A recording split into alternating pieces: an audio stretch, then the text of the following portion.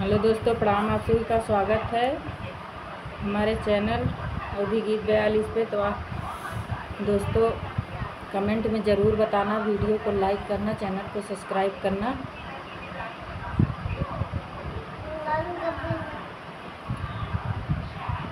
अब की जाया बजरिया हमार पिया, अब की जाया बजरिया हमार पिया।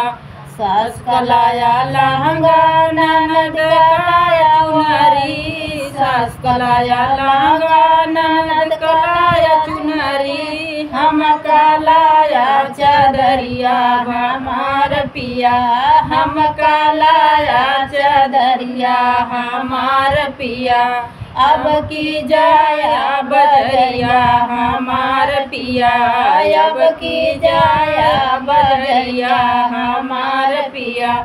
सास कलाया बुढ़वा ननद, सास कलाया लड्डुआ ननद कलाया बर्फी, सास कलाया लड्डुआ ननद कलाया बर्फी।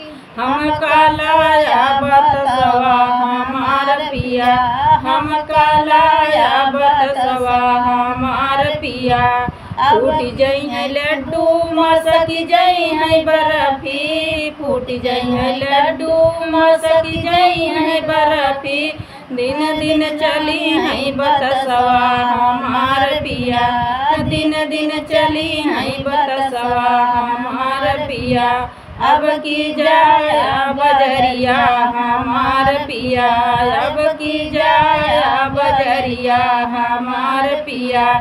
सास कलाया बुढ़वा ननद का जवाना का, सास कलाया बुढ़वा ननद का जवाना का। कलाया सावतिया हमार पिया, हम कलाया सावतिया हमार पिया।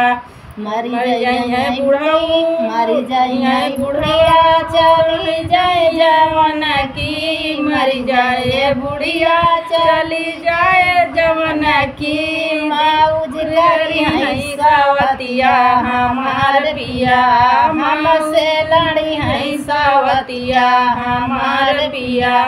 अब की जाया बजरिया हमार पिया, अब की जाया बजरिया हमार पिया।